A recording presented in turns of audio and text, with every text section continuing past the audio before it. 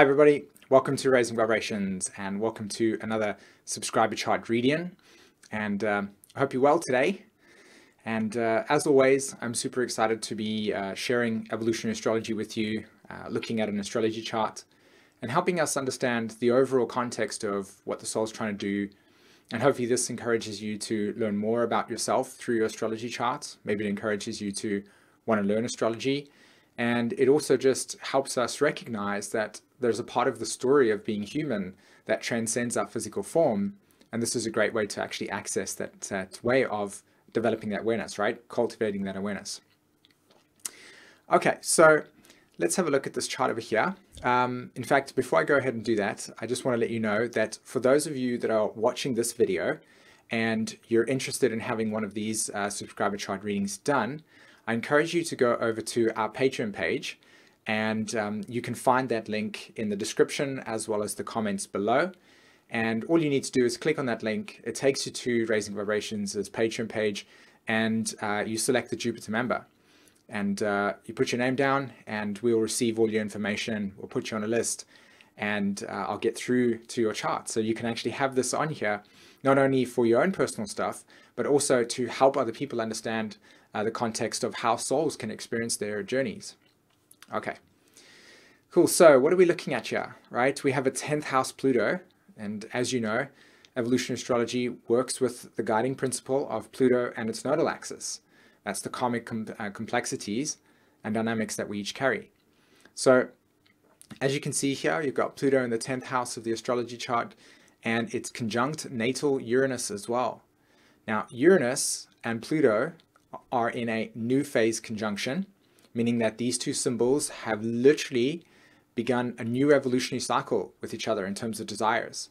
So the first thing that we can understand about this entire context is that this soul has come into this lifetime born under the energetic imprint of an entire generation, because these are outer planets, an entire generation in which the need for freedom around individuality is deeply, deeply part of their mission. And because they are part of a generational influence, their friends, the people that they associate, the way that they see the world is deeply connected with this process of liberation, Uranus, relative to the collective's desire, Pluto, to actually evolve through breaking all the structures, through finding a sense of purpose and meaning in their life, through breaking away from whatever has contained their soul's desires in the past.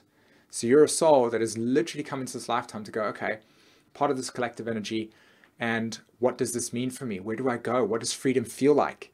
And so naturally speaking, your early life imprinting would have on some level carried a little bit of conditioning around a certain type of church, a certain type of religious belief.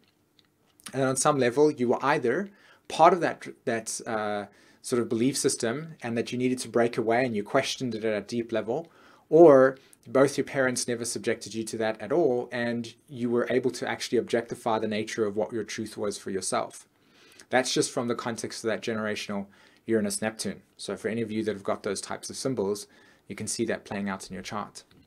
So let's go ahead and look over at the little pictures that I've done for us today. And you know that the soul's got Pluto in the 10th house. So here's the picture. Okay, growth. Pluto in the 10th house of the astrology chart is deeply, deeply connected to the nature of cycles of time. Okay, how does time operate? What does it mean for us as a human being? How do we evolve in our lives with Pluto in the 10th house, or anybody that's got that symbolism, through the archetype of cause and effect? So if my action, right, if my action, my choice creates this event in my life, then that response that comes back to me reveals to me not only the cycle in which that action initiated an experience, i.e. what the time was about, but it also reflects the nature of how our actions create causes that then leads to deeper self-awareness around what those actions were about and why we chose them. So a Pluto 10th house soul, you the subscriber, has come into this lifetime with the deepest spiritual lesson. I actually have this in my astrology chart as well, to understand the context of life through cause and effect, through the nature of time, and then on your deepest level, to understand the process of what does it mean to experience life in cycles. You see, we as human beings have manifested this concept of time to allow us to meet at certain points, to allow us to organize ourselves relative to what we need to do with our time and the space that we have. Now, this has been a byproduct of a masculine principle for the last 6,000 years. It is absolutely not something that is a generic experience, i.e. that at some point this process of materializing ourselves through the concept of time will actually fade. You can already start to see this dynamic occur with the Pluto in Scorpio generation, who actually have Uranus and Neptune in Capricorn. The funny thing about this is that the Uranus conjunct Pluto generation are most likely parents to those generations, plus also that they also initiate the cycle of like, my inward clock, my inward sense of who I am and how I define what I emotionally want to give my energy to and what not, is different to this idea of what we have defined as time. Wake up at 7 o'clock, do this at 8 o'clock, do this at 9 o'clock, do this at 10 o'clock. So part of the Pluto 10th house soul is to come into the context of existence through understanding their own emotional reality. This is the polarity point. This is the opposite sign over here, sitting there. The polarity point is to come deeply within yourself and to recognize what your natural cycle is versus the outside world's cycle. And from that place, begin to create an alignment with that identity that is rooted in your own expression, your own emotional understanding. Now, one of the dynamics that happens with the Pluto 10th house soul is that they will actually create a life in which there is a lot of emotional confrontation. And that emotional confrontation will lead them into an experience of having to learn what emotions are. So a classic thing with us Pluto 10th house souls is that we like to control things. We like to keep everything in a little box like that because chaos existing outside of it represents uncertainty, represents a feeling of unease. Oh, what happens if the emotions get all over the place? So we will create a lifetime in which either we will have a child or a family dynamic in which somebody is deeply emotional.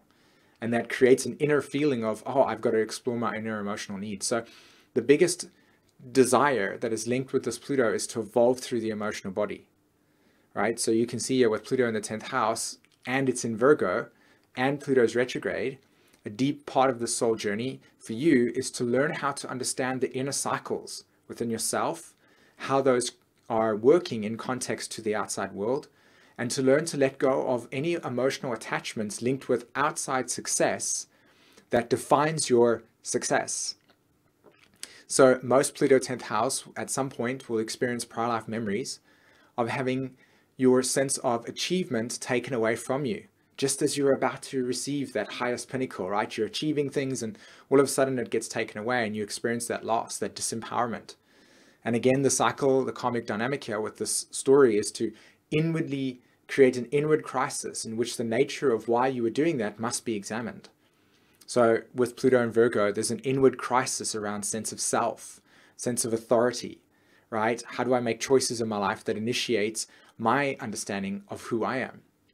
And the last thing that I want to add to this process over here with your Pluto in the 10th house, your deeper spiritual lesson, is to reparent yourself, right? Both parents or one parent on some level had created deep structures in which you felt the sense of judgment, right? Internalized judgment that I've done something wrong. And so part of that is to liberate yourself, Uranus, from the nature of those judgments and persecutions that make you feel as if there is something wrong with you, and to liberate yourself. So to reparent your own sense of who you are, to become emotionally self-reliant in this chart. So let's go ahead and have a look at the south node of the chart, right? Let's analyze the nodal axis. There you can see south node in Scorpio in the 12th house, and it's very close to Neptune, and it's also very close to that Mars. And if you notice here, Mars is retrograde, Neptune's retrograde, Uranus is retrograde, and Pluto is retrograde. All of the retrograde planets sitting at the top here, right? That Mars has already passed the south node there. So this soul probably carries some prior life memories in which there was an event that took place where separation regarding either the inner emotional reality, i.e. the way that you related to yourself in the past, had come to an end. And you can actually see this in the chart because have a look here. Look at the phasal relationship between the sun and the moon. They're in a new phase. Look, 1, 2, 3 planets in Aries, just over here, sorry. There's the moon and the sun, and Saturn, all in Aries, right? So that tells us that in prior life dynamics, whatever happened with that Mars that went over the south node, right, and that you surrendered an identity that was linked with whoever it was, whatever you were doing in the past, has culminated. And you are literally in a point now where you're orientating yourself to say, okay, I know who I was. I know that this person or this identity or this emotional relationship that I had to this prior life way of being no longer works for me. And so in this lifetime, I've come to inwardly reflect on the nature of who I would like to be. So this is a beautiful thing about this whole process, the South Node in the 12th house Scorpio and the North Node in Taurus in the 2nd. And Venus is right on top of the North Node. I mean, it's not on top of it, but it's close. And you have Mars on the South Node. So two of the inner and outer planet, not inner and outer planets, two of the planets that are personal, your relating dynamics, are sitting on the nodal axis. Something interesting to look at. Let's go ahead and look at our little picture over here of what I created. Right? Self-creation never ends, okay? You are continually creating yourself from the field of infinite possibilities. You are, in every moment, born again, and so is everyone else. And what I like about this description over here is that it captures the essence of this self-creation. North Node in Virgo, North Node in the 6th house, and it's in Taurus. So you're creating your own set of values. You're creating your own set of needs. You're learning to understand what these needs are. And you're continuing to create yourself. I mean, if you have a look, even though the nodes are not in the 5th house, you have the sun and the moon, Saturn, Chiron, and Mercury all in that 5th house. We know that the 5th house of the astrology chart is the archetype of Leo. It's the archetype of self-expression, it's creation, it's playfulness, it's your way of being in this world that says, this is my destiny. I've come to live through this purpose. So with all of those planets in the 5th house, okay, sitting over there, and then you have the node in the 6th, plus the moon, plus the Venus over there, you can see that this is a process of looking at the self-identity of the past and saying, that doesn't work for me anymore. That's not how I want to create myself. Looking at your sense of self right now and saying, how do I know who I really am? And this is a big question for you. Who are you? Because with so many energies in that Aries part, it's all about self-discovery around your playfulness, your creativity. It's about trying new things out. It's about being expressive and then learning how that expression creates an environmental feedback that says, oh, that was good or that was bad. So it's almost sometimes you can be the type of person that can jump into things very, very fast and then realize, oh, hold on, maybe that wasn't a good idea. And then you learn from that experience. Or you're so excited and you've got fulfillment and you're almost like this child that just wants everything. And yet at the same time, you have to learn about this cycle dynamic that's all rooted in Pluto in the 10th house. And that says timing. So this self-creation, this North Node in Virgo in the 6th house and in the sign Taurus, and your Venus in Taurus says, slow down. Ground yourself into this process. And you know, it's funny because I could also take some of that knowledge and apply it to my own life, to be honest, because I get super excited when I do these conversations. And sometimes I can get sort of like lost in my own excitement and just learn to breathe. So this is a cycle of learning how to breathe into experiences. And I love how this ties up with the challenge of the chart, right? So if we go back over to our little screen over here, and I love this picture. Can you see the sun and the moon? Beautifully aligned. And then this tree, and this picture was taken to reflect the nature of alignment, of perfect timing. This is the story that I got from this picture over here. It was alignment and timing, right? And your growth in this lifetime is to learn how to act upon these impulses and desires that lead you to understanding yourself. But part of the dynamic with all of the retrograde planets, which you can see here, the retrograde there, and there, and there, and there, especially with Mars retrograde, is to learn how to come into a process and recognize that not every single piece of excitement is to be acted upon. Not everything is going to lead to a deeper sense of materialization of your needs and your desires. It's about recognizing within yourself when the timing of things are good, Pluto in Virgo, right? Pluto in the 10th house Virgo. So all of that energy of groundedness, all of that energy of taking your attention and just aligning it with something that is crafted. So you're like the craftsman that waits for the perfect opportunity. Not now, not now, not now, not now. Now, act. And this process of patience, and I giggle to myself a little bit in terms of the context of how this chart came about, because that was definitely one of the things that was brought through was patience. And it's not patience in the sense of something negative. It's patience in the sense that when you look at the rest of the chart, for instance, this beautiful trine that exists between Jupiter in Cancer in the 9th to Neptune in the 12th house Pisces of Scorpio in its own house, and then to Mercury and also Chiron sitting in the 5th Pisces. I mean, not only is these water elements, okay, they're also aligned with a trine that represents intuitive understanding. Neptune, the psychic, right? Jupiter, the visionary, and then Mercury and Chiron, the ability to communicate these deep psychic visions that recognizes the exact moment of synchronicity. You know, synchronicity is associated with Jupiter in the 9th house from the EA's perspective.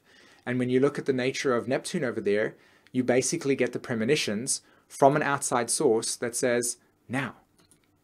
So you're learning in this lifetime to deeply, deeply, deeply, deeply connect with this state of silence, the state of presence within you, that from that space arises intuitive knowledge that says, now act upon that.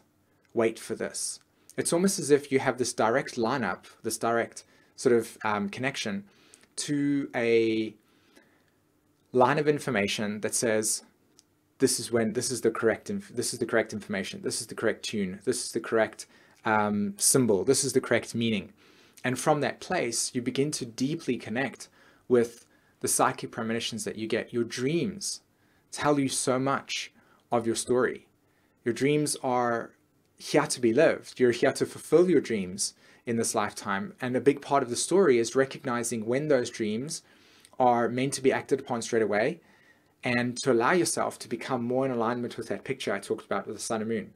So as you follow your purpose and you follow your dream, you recognize that that dream and inspiration and intuitive understanding is all present for you, and you just have to tap into that and allow that to guide you, versus maybe thinking about what you should do or how you should do it, and just having the energetic impulse to say, oh, I've got to have that, oh, I've got to have that, and almost feeling ungrounded, like disassociated, spaced out, versus deeply grounded with all the Virgo stuff, okay, and with the Taurus stuff and the Pluto stuff, and waiting for the cycle, the next phase, just like a little seed that doesn't go, okay, now I'm going to sprout leaves while it's still underground. It's not going to work. So your life lesson is to say, okay, step 1, break through the ground. Step 2, align yourself with a path of consistency and fixation. And then now's the timing right. The sun's shining, the water's there, it's spring, bloom. And all of a sudden, your process of fulfillment comes into pro. Okay? Wow, that was super fun to read, to be honest. I really loved the expression of how that came through with my own self as well. So yeah, I really hope that you enjoyed listening to that piece of information. I really hope that you enjoyed having more insights come through.